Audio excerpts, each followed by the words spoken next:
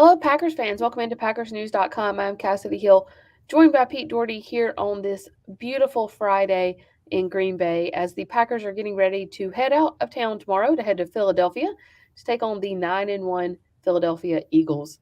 Pete, 9-1 versus 4-7. This is one of those games where you feel like on paper you know how it's going to go. But we also thought that going into the Dallas game.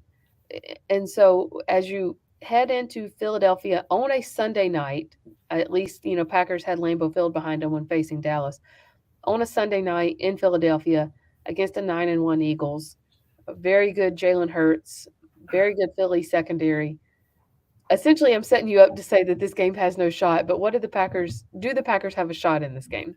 Oh yeah, I definitely think they do. I mean, I'm not picking them. I picked the Eagles, but look, a lot of NFL games, matchups are really important, Mm-hmm. and the Packers matched up really poorly with Tennessee, but actually with Philadelphia, I mean, Philadelphia's got a good defense. They're the number two scoring defense in the league, so that's a very good defense. But they ranked 19th against the run. Mm-hmm. When Washington beat them a couple weeks ago, Washington ran the ball on them.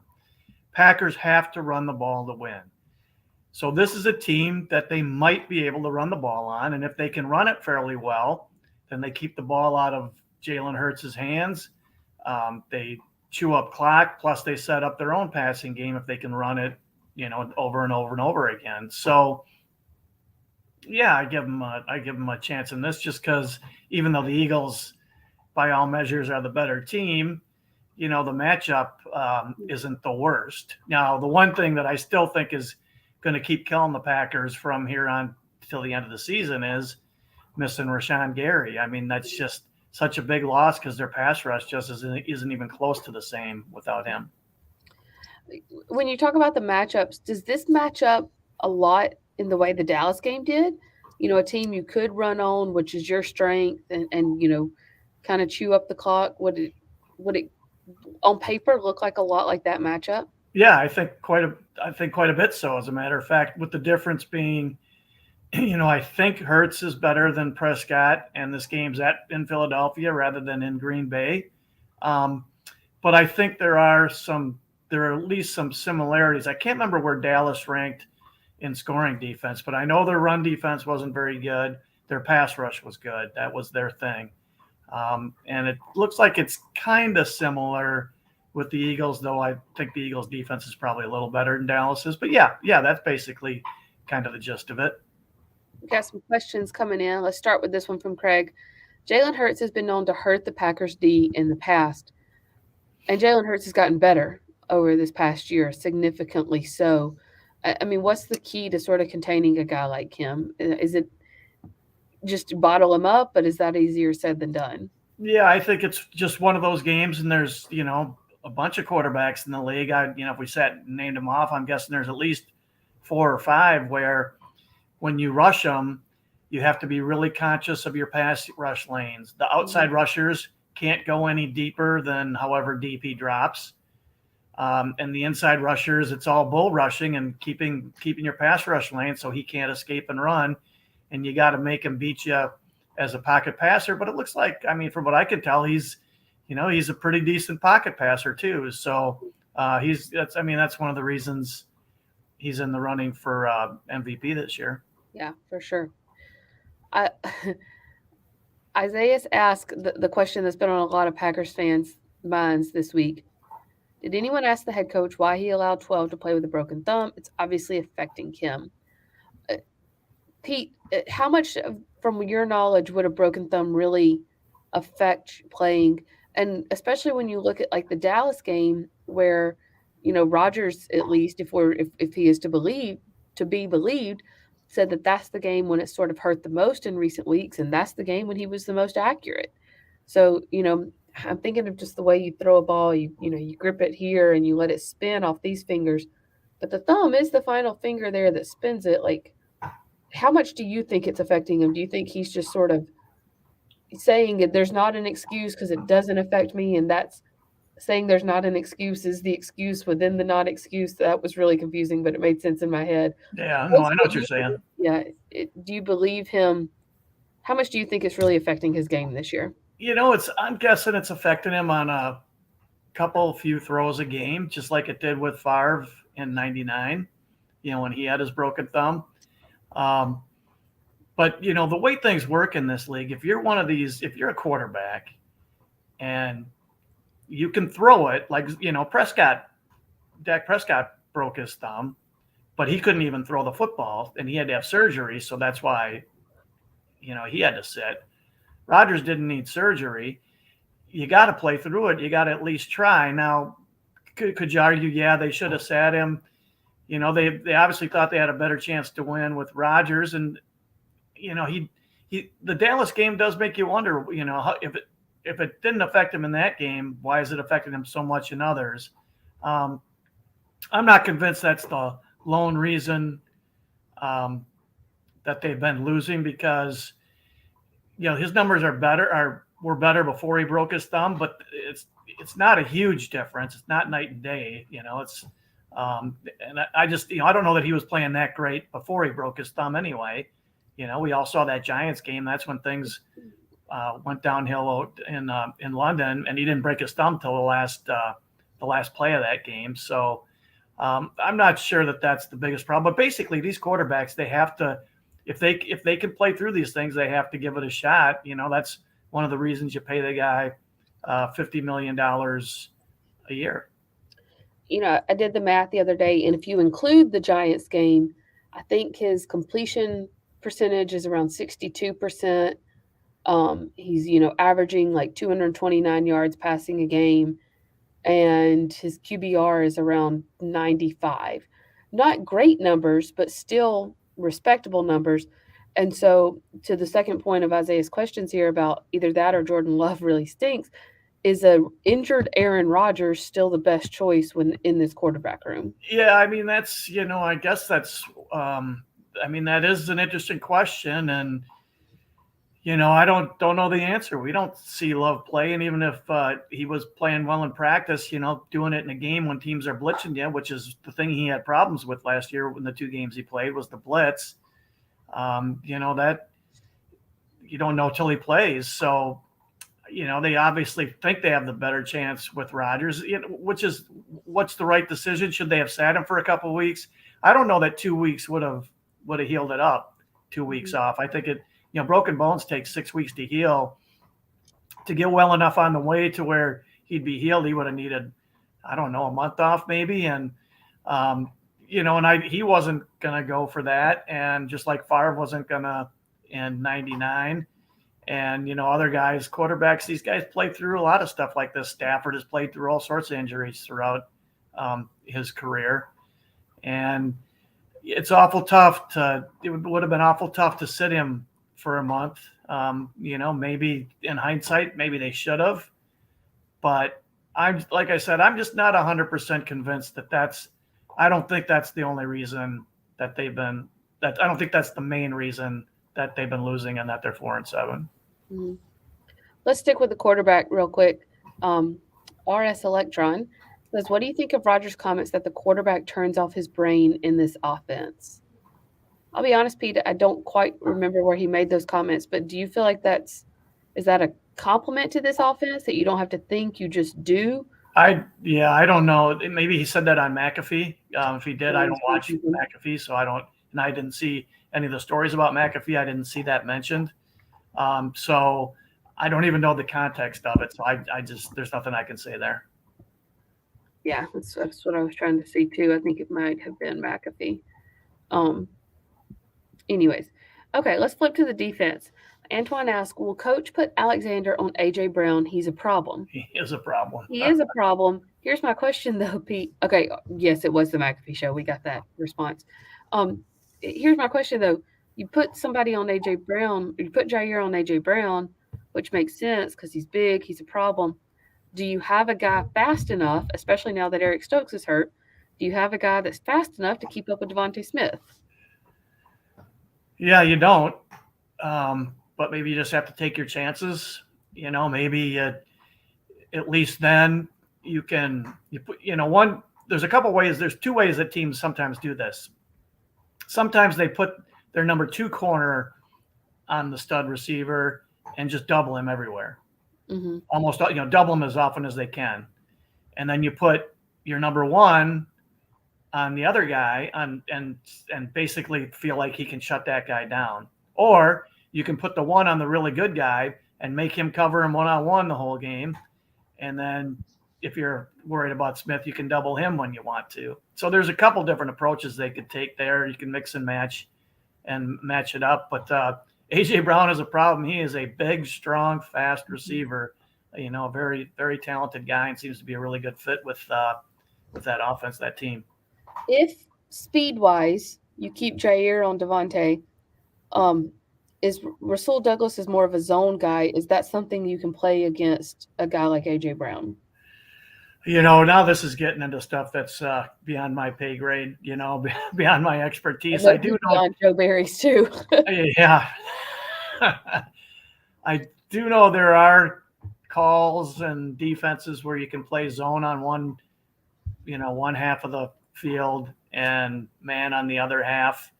But the technicalities of how that works and all that's well beyond me. Let's flip back to the offense. Mitchell says the Packers need to stop sugarcoating Rodgers' bad play in the last several games. He's clearly the cancer in the locker room. Pete, would you go so far to say that, or do you feel like he's still the leader that kind of has this locker room rallied around him? Well, there have been a lot of times this season. This is just outside looking in. You can't read people's minds and all that. But there are times where he just, I used the word miserable earlier this year when I asked him, and he thought that was a big overstatement. But there are a lot of times where he just looks really unhappy and really frustrated and angry. And, it's happened a lot. It seems to be more than in the past. And I think those things can filter down through the team. And because I remember asking LaFleur about, Rodgers being that, looking like he wasn't happy. And LaFleur's answer was basically, yeah, we could all do a better job we're all frustrated. We could all do a better job of, not showing that frustration. But I think that was his way of acknowledging, that isn't the greatest thing for the locker room. So there is some of that. Winning and playing well changes changes a lot. I mean, just remember how different the vibe was in the locker room where you were in, or in the press conferences where I was after the Dallas game. I mean, it was just like a whole different team. It was like 53 different guys than we'd seen for the past, 5 weeks before that. So winning can change all that too. But, I think there's at least something to what, Mitchell's saying about how that stuff can filter down through the locker room. If the quarterback is visibly frustrated a lot. Mm-hmm. Here's another point of view. Kurt says it's not Aaron Rodgers' fault. The rest of the league has caught up to Matt LaFleur's playbook. Now, Pete, before you jump in and answer this, I want to make a point about something, because it occurred to me the other day. You have so many of these people that came off of the quote-unquote Sean McVay coaching tree, including Sean McVay himself. Sean McVay, Matt LaFleur, Mike McDaniel in a way, and kind of Kyle Shanahan too. But I'm trying to think of who else has come off. Arthur Smith. Arthur Smith, is that his name? Arthur Smith, yes. Yeah. And it feels like to me, those teams, other than the 49ers, have stalled, except for the Dolphins. And I'm going to explain why those are the caveats. Like the Rams have stalled, the Packers have stalled, the Falcons have kind of stalled. And then the Dolphins, that may just be because, this is McDaniel's first year and he's kind of gave it a little jolt. I feel like the 49ers are the only team off that tree that hasn't stalled, because you have Kyle Shanahan almost running more of his dad's playbook. It seems like sort of this old school mentality. And all of that to say, is this offense a flash in the pan? So doing this 30 years, this stuff cycles all the time. There's always a hot offense. There's always a hot defense. The offenses adjust to the defenses. The defenses adjust to the offenses. So there very well might be something where defenses have figured out some things that can be a problem for this offense. On the other hand, it still comes down more to specific play calling, game planning, and players. And all the teams you mentioned that are struggling on offense, using that offense, look at their quarterback play. Mm-hmm. Stafford's has an arm injury. Now he's got a head injury. They're really struggling. Rodgers is not playing well. Does Atlanta really have a? I mean, Mariota, Right. where does he rank around quarterbacks in the league? Tua's having a really good year. That's why that offense is taking off. Garoppolo has always been Manager. B minus kind of guy, and so they have a lot of talent around him. So I still think it's more the specific game planning, the specific game call, play calling, the player, the players. That's still the bigger part of it in my mind. But defensives have probably caught up in some ways to it, and it's up to the LaFleurs and McVays and those guys to adjust to it. And really, it's called the Sean McVay tree, but it's really the Kyle Shanahan tree, and it's really the Mike Shanahan tree because Kyle got the offense from his dad. Yeah. And like I said, they seem to be the one running it the best right now. Um, Karen says, something I really need to say is Alexander needs to put his money where his mouth is. I'm interested in your opinion on this, Pete, because I feel like other than Terry McLaurin, um, I don't feel like Jair has played bad this year. I feel like he's been put in some bad situations, but I don't feel like when he's been allowed to sort of play his game, he's played bad. In fact, I feel like he's had a lot more great moments than bad moments. But what's your opinion there? Yeah, he definitely hasn't been bad. He's not played up to what's he making, $21 million a year, whatever Mm-hmm. it is. Mm-hmm. I don't think he's playing. That's the highest paid corner in the league. I don't think he's playing like the highest corner in the league. He's getting beat more than he did when he was at his best, a couple seasons ago. So I think Karen's got a point there now. But he's also had games where you don't even notice him, and the reason you don't notice him is because they're not throwing at him Mm-hmm. because he's covering. So he's had, he's been pretty good, but not. I don't think he's been great. Mm-hmm. But, and I get, because he does a lot of John and all that, and I could get why that would, you see a guy John, he gets beat, and you're, like, well, what's with all the talk? Why don't you play? But the flip side of that is, I think when you're a corner, Mm-hmm. I'd rather have a guy like that because if it's real, like Demarius Randall, at first I thought was a really confident guy. It turned out he was not confident at all. But I think with Alexander, it's legit. I think he is a very confident guy. And for corner, you got to have that because even the best corners get beat. This is the NFL.